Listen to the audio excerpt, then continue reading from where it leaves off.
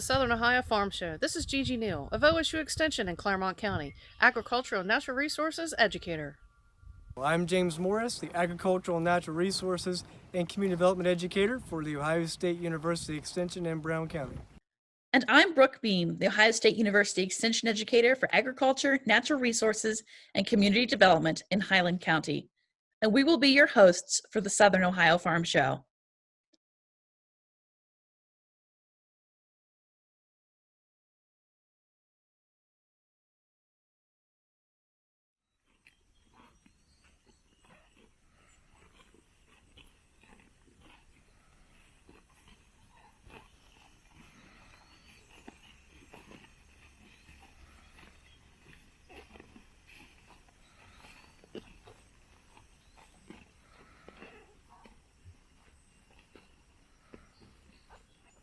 Welcome to our farm, here on the rolling hills of the Ohio River Valley, where our animals are lovingly raised and scientifically cared for. I am Sarah Eisen, and along with my husband Josh and our beautiful children, Thea and Declan, we raise high-quality Angus. We implement sustainable business and environmental practices to conserve the quality of our land and protect the quality and health of our cattle. To accomplish this, we uphold a high integrity and transparency into our operation and the beef products we produce. As a husband and wife team, we have our PhDs in animal science, focusing on pre-harvest food safety and epidemiology, demonstrating our commitment to food safety and providing you the highest quality beef.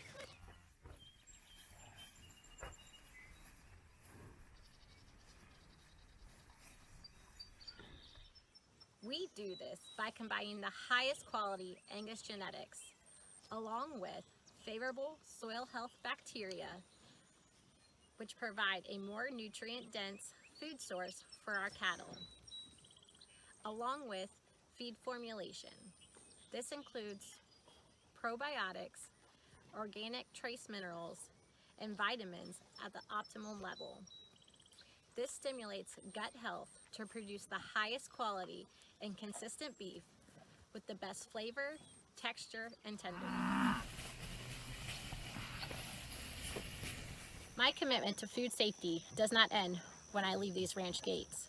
I share my knowledge and provide guidance to address challenges along the farm-to-table continuum through the application of new science and biotechnologies. We continually advance our agricultural practices to ensure optimal health and well-being for our animals and to conserve the land for future generations. Thank you for choosing us to be your ranchers.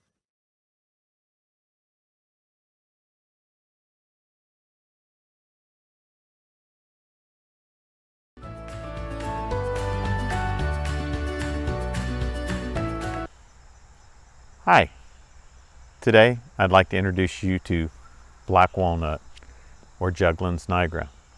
Black walnut is arguably the most valuable hardwood tree species in eastern North America for the lumber that it produces. It produces a really dark colored, almost ebony colored wood in the heartwood. The sapwood's lighter in color, but the heartwood is absolutely beautiful. It makes fine furniture and cabinetry, and actually historically it's been used for gun stocks. To identify black walnut, you'll notice it has compound leaves that alternate on the twig.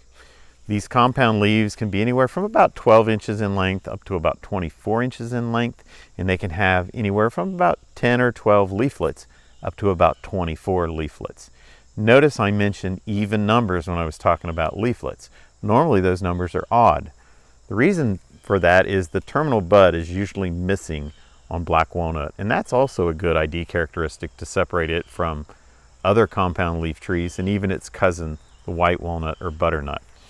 These leaflets are opposite from one another, so they're somewhat paired normally, but again, the leaves alternate on the twig. If you crush these leaves, they've also got a really strong odor that's really unique for walnut.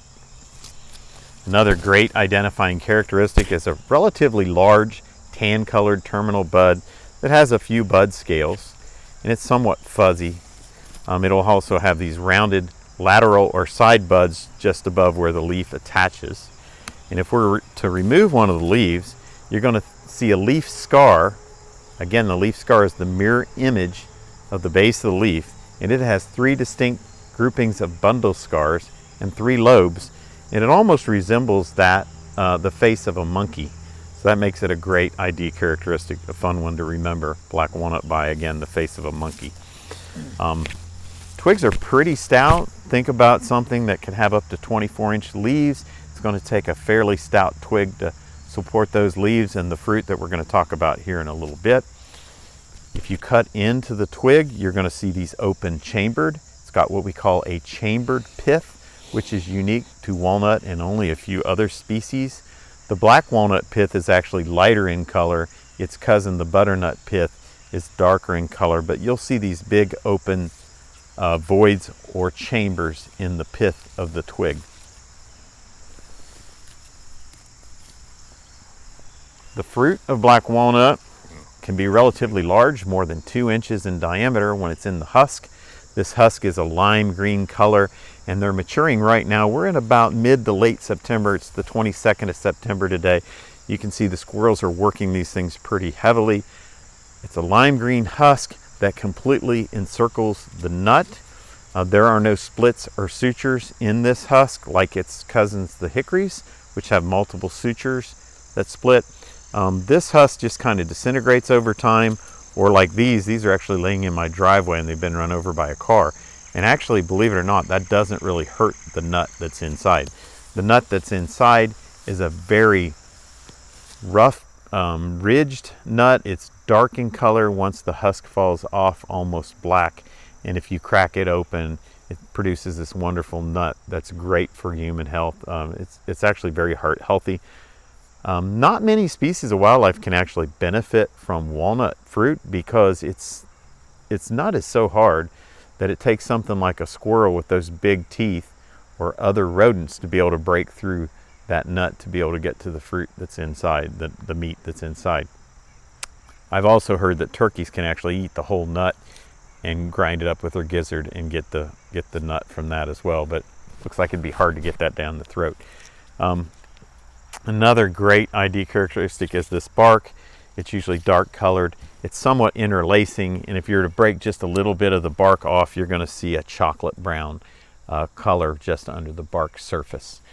Black walnut typically grows in floodplains, and it does quite well anywhere where you've got a deep, well-drained soil, like a silt loam, and that's where you're going to get that big taproot development where this tree can actually produce or grow at its best. It likes or grows best in fairly light conditions. It doesn't grow in total shade, but if it's growing with enough competition, it does a really nice job of pruning itself up and losing these lower limbs, making nice clear lumber down there. And again, we mentioned how valuable the lumber is of black walnut. Historically, the lumber of black walnut is higher price per board foot than almost any species we can find out there. And if you're fortunate enough to grow walnut trees that produce veneer, the value can be very, very high. Again, this is black walnut, Juglans nigra. And again, take the time to spend at least part of your day in the woods.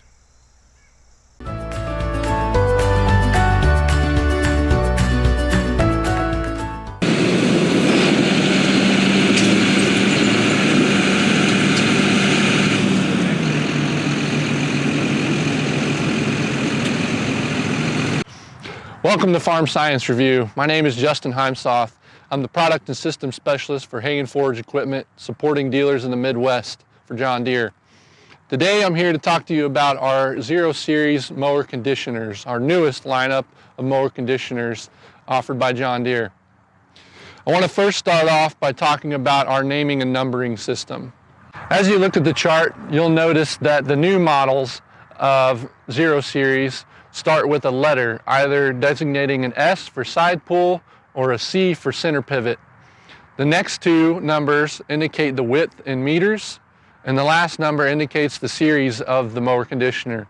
In our case today, the 0 series. You'll also notice on the chart that we've added a new size to the mix. The C500 comes in at an overall width of 5 meters, giving us 10% more productivity compared to our previous largest model, the 956. This is important because this offers producers more productivity to get the job done faster. The C500 was built off of our successful 500R platform. You may be familiar with that on our self-propelled wind mower units. It uses the same overshot cross auger system to feed crop from the sides to the middle of the machine for conditioning. Now let's talk about the model that we have here today, the C400. The C400, as you saw on the chart, replaces our 946 model of mower conditioner.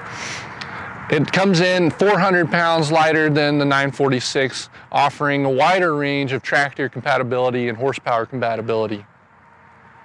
We'll start off talking about the hitch on the C400. You'll notice that we have a drawbar swivel hitch on this particular machine. We've actually extended our offering of the drawbar swivel hitch to the entire line of 0 series mower conditioners except for the S250. This is a big change compared to our previous models that we only offered the 900 series with the drawbar swivel hitch. Aside from a drawbar swivel hitch, you also have the option for an equal angle hitch or a rock shaft swivel hitch, depending on the model of mower conditioner that you choose. As we work our way back from the hitch, we'll look at the tongue, where you'll notice that compared to the 946, our C400 has stolen the design of the 800 series, and we put the drive line on top of the tongue, allowing for much easier access for service and maintenance to the drive line. Moving on to the cutter bar, we haven't changed the cutter bar. It's still the same low profile, proven cutter bar that uses the same modules and same shear hub protection that we've used over the years. One thing we've changed about the cutter bar is a quick change knife system. All 0 series mower conditioners come in base with quick change knives. Bolt-on systems are still an option. However, knives are not interchangeable between quick change systems and bolt-on systems. Quick change knives are retrofittable to some series of mower conditioners. Please see your local John Deere dealer for more information on retrofit compatibility. Okay, to use the quick change knives, all we got to do is move around to the side of the machine here and take the tool off of its mounting position. First remove the pin, and then bring the tool out of its position. And we move back to the front. Once we have the tool, we come in here just below the disc. You'll see this bracket for the knife. Insert the tool, apply pressure to create separation between the disc and the bracket. Grab a hold of the knife, pull it down, comes right out. You got your new knife, put it in, pick it up, make sure that it's in the notch correctly, release the pressure, and there you have it. No longer do you need an impact to change knives. The other thing we've changed about our cutter bar is the warranty. For the 600 and 800 series mower conditioners, we previously had a 3-year warranty, and the 900 series mower conditioners came with a 1-year warranty. Due to the proven reliability and overall performance of this cutter bar, we are extending that warranty to 5 years for the entire lineup of 0 series mower conditioners. That's parts and labor. When it comes to tires, we're now offering a larger flotation tire for the 0 series mower conditioners compared to what we had on the 900 series. Okay, moving from the tire, we'll talk about the forming shields, which you probably notice are significantly different than on this C400 machine compared to what you saw on the 946. We've got full height shields that are fully adjustable by this bolt here without the use of any tools. Okay, moving from the forming shields, we'll actually drop down here behind the machine and talk about the forming vanes. As we look under the machine, you'll see on the swath board here that we have a set of forming vanes bolted to the bottom of it. They look very similar to what we used to offer with the wide swath kit. We didn't previously offer this on the 946. However, with these forming vanes and the 0 series mower conditioners, we're going to be in base on all of the 0 series.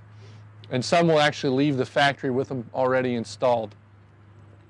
The reason we changed the naming from the wide swath kit to the forming vanes is because we found that with different configurations of these forming vanes, you can really customize your overall windrow appearance. You can take it from a nice narrow windrow that you need for silage operations all the way to spreading it nearly the width of the machine.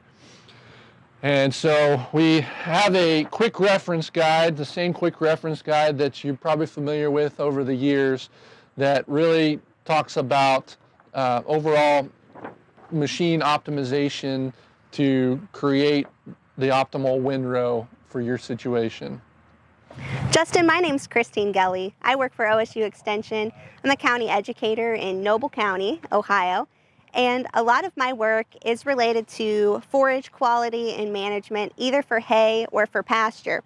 So I commonly have conversations with producers about their equipment, the best things to suit their needs, and then troubleshooting things along the way. So I have a few questions for you from that producer aspect related to this piece of machinery. And the first one has to do with operating speed. How fast can you go with this? Well, it's really going to depend on your crop conditions and your crop type. You know, we say to adjust your ground speed based on those conditions. So we actually have a quick reference guide that will come with the machine that will give you recommendations based on those different crop types and crop conditions. Okay, so not every forage can operate at max speed for best results. I think that sometimes we lose sight of that. Our more delicate forages, we're going to need to go slower with them to minimize damage, especially leaf shatter when we're talking about legumes or legume grass mixes. And then that leads me into a question about the rollers on this conditioner. Now, as I understand, John Deere offers 4 different types of conditioners, right? Correct, yes. So this one here, we have the urethane rollers. What are the other types? So we also offer an impeller conditioner as well as a V10 steel intermeshing roll and a tri-lobe steel intermeshing roll. So of those, which one is the most delicate and which is the most intense as far as conditioning power? Most delicate is going to be the impeller. You're not really crimping or crushing the crop at all. It's really just removing that waxy layer to allow moisture to escape from the crop.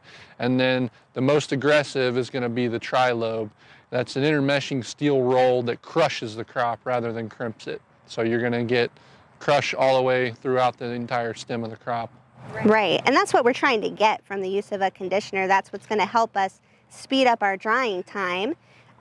So some of the things that may come up in conversation are if folks take a piece of equipment home and they're not seeing that dry time increase, or they're having issues with plugging or leaf shatter, what are some things they can check on the equipment to troubleshoot those issues? Sure, yeah. So a couple different things. We want to make sure that the gap adjustment is set correctly. It comes from the factory set the where it needs to be, but if machines have traded hands and it's been messed with, it's always a good idea to double check. And the next place to check is the pressure of the rolls themselves, which is going to be under the machine on the cylinder there, and we can show you that one as well.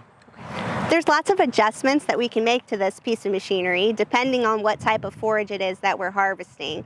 And something I speak with producers a lot about is cutting height and getting their forages harvested at the right height. 1, to do what's best for plant health, and 2, to reduce getting too much soil material or ash into their hay, because that can cause some issues with animal intake down the road. So when we want to adjust the cutter bar height, How do we adjust the cutter bar, and what do those settings mean? Absolutely, yeah. So we've got 3 different positions that we're going to adjust the cutter bar at, and that's the gauge shoe that those positions are on. It's around the side of the machine. For position 1, the cut height is going to be anywhere from 0.8 inches to 2.2 inches. Position 2 is going to give you cut height from 0.8 inches to 2.8 inches. And position 3 will give you cut height from 1.5 inches to 3.7 inches. If you need additional cut height, we do have gauge shoe extensions that can be added on to positions 2 or 3 that will give you a range all the way from 0.8 inches to 6.5 inches. That's really good to know, Justin, because people who are getting into the practice of growing warm season annuals and perennials need that increased cutting height and often don't know that those additional shoes are available to add on to the equipment. Justin, a lot of the people I work with are not going to be operating a 13-foot mower. They may be operating something that's more around 9 feet. As you go down to the smaller models, are all these features we talked about today comparable as they get smaller? Absolutely. We offer everything we've talked about today on all of the lineup of 0 Series mower conditioners. The only thing that'll change is different hitch availability based on the different sizes, but things like the quick change knives, the forming vanes, and of course all of the adjustments are going to be available for any size of 0 Series mower conditioner. Great. These are all wonderful answers to have on hand when they come up in conversation, and appreciate you visiting with me today. You're welcome. Thank you.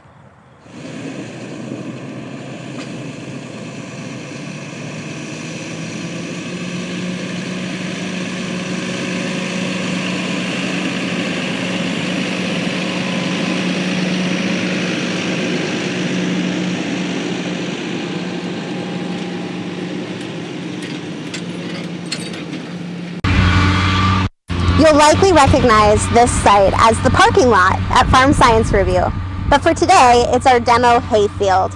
When the parking lot's not Farm Science Review, this field actually is cut for hay. You'll likely notice that things are looking pretty dry, and that's for good reason. There's not been much rainfall here since the second week of June, when this was cut for its first cutting of the year.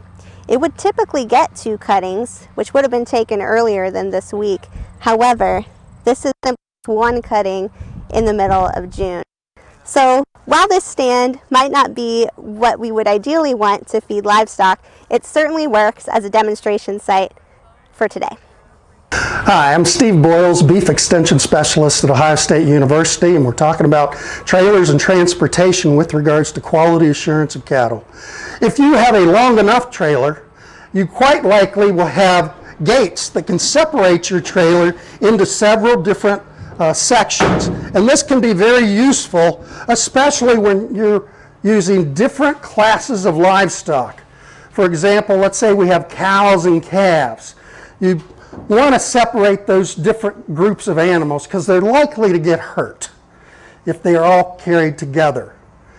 So ideally, the big cattle can certainly go over the axle area, but you want them at least in front of the axle. We don't want all our weight behind the axle. That's going to affect the braking ability and the acceleration ability of the truck that is pulling this trailer. So think about the axle location and being forward. So we want to bring those animals in. These could be some of our heaviers, and then we close this gate, and then we bring in other animals. Another useful reason to separate animals is injury.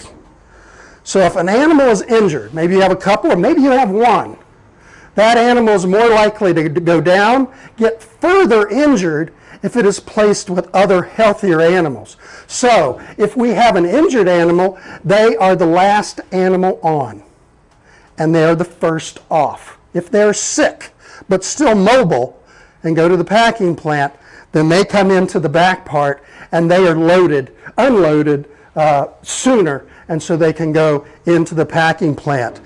One of the common things I have seen with some producers is they consider this something like a corral pen. They might load one cow up into the front of this trailer, and then they're going to close this and go back and get another cow. This is not a corral pen. It only has one purpose, is to move animals down the highway. Therefore, you sort your animals in your corral facility. However many cattle you want to go into this particular area, you get them separated out in the corral. You load that group, and the gate is closed. Another reason to think about utilizing these gates, we're talking about moving cattle, but really, once you've got a trailer full of cattle, it's really like a big load of water. So you have to think about pulling away slowly, stopping slowly. Be careful with your turns as well. Think about this being just full of water and how this thing's going to handle. Now, another reason maybe have these gates, utilize them, is you have a stop. Those animals that are back here are less likely to roll forward, maybe go down and get hurt. So if you ever have a load and the packer lets you know that maybe you have more bruises than that person would like, at least evaluate, are you using those gates? If you're having problems, this is one of the first things, if you're not using them, I would think about utilizing these gates.